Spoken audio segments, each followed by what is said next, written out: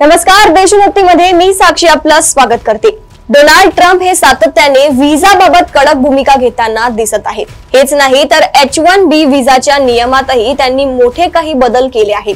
यामुळे अमेरिकेत राहण्याचे स्वप्न बघणाऱ्यांना अजून काही मोठ्या समस्यांना सामोरे जावे लागेल। डोनाल्ड ट्रम्प प्रशासन इमिग्रेशन सिस्टम दुरुस्त करण्यावर भर देत आहे। अमेरिकन सरकारने 2020 ची जुनी व्यवस्था परत एकदा लागू करण्याचा निर्णय घेतला आहे। आता पुन्हा एकदा अमेरिकेची नागरिकता मिळवण्यासाठी लोकांना नागरिक शास्त्राची लेखी परीक्षा पास करावी लागणार आहे। 2025 मध्येच हे लागू केले जाईल। इमिग्रेशन विभागाने म्हटले की 2025 पासून पुन्हा एकदा नागरिक शास्त्राची परीक्षा अनिवार्य करण्यात आली।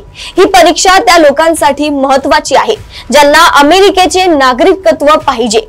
या परीक्षेचा मुख्य उद्देश आहे की अमेरिकेचा इतिहास आणि सरकारबद्दल त्यांना माहिती असावी। याबद्दल बोलताना USCIS चे प्रवक्ते मैथ्यू यांनी म्हटले की अमेरिकेची नागरिकता जगभरातील सर्वात मोठी आहे। या परीक्षेतून हे देखील स्पष्ट होईल की त्यांना इंग्रजी वाचता, लिहिता आणि बोलता येते। आता ही परीक्षा पूर्वीसारखी नाही तर काही बदल करण्यात आली आहे। परीक्षा देणाऱ्या व्यक्तीला अमेरिकेच्या इतिहासाबद्दल आणि राजनीतीबद्दल संबंधित 128 प्रश्नांपैकी 20 ते 12 बरोबर उत्तरे द्यावी लागणार आहेत। बायडन यांनी त्यांच्या कार्यकाळात ही परीक्षा रद्द करण्याचा मोठा निर्णय घेत अनेकांना दिलासा दिला होता। मात्र आता परत ही परीक्षा सुरू करण्याचा निर्णय डोनाल्ड ट्रम्प सरकारने घेतला आहे। काही दिवसांपूर्वीच H1B व्हिसाबद्दलची डोनाल्ड ट्रम्प प्रशासनाने मोठा निर्णय घेतला।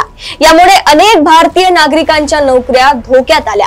सतत व्हिसाबद्दल डोनाल्ड ट्रम्प प्रशासन निर्णय बदलताना दिसत आहे। टॅरिफ नंतर अनेक वर्षांचे चांगले संबंध भारत आणि अमेरिकेतील ताणले गेले आहेत। डोनाल्ड ट्रम्प आणि त्यांचे काही अधिकारी भारताबद्दल अत्यंत धक्कादायक भाषा बोलताना देखील दिसत आहेत। रशिया, भारत आणि चीन या दरम्यान एकत्र आल्याचे चित्र जगाने बघितले आहे।